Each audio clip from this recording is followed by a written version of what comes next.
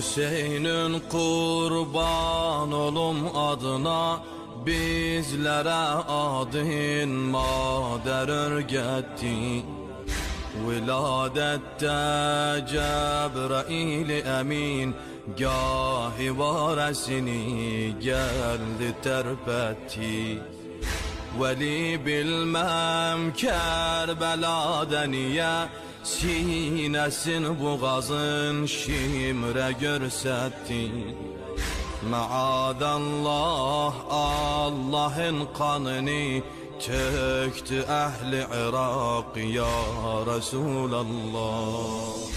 Selam olsun kanlı leblere ki, istiden kurudu su kenarında.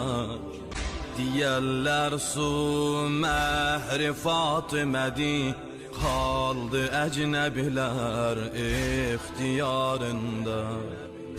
Hüseyin'in bir süt emer balasın, teşne okladılar kan diyarında. Yaralı kuş tek bilekde bala, çaldı el ayak ya Resulallah.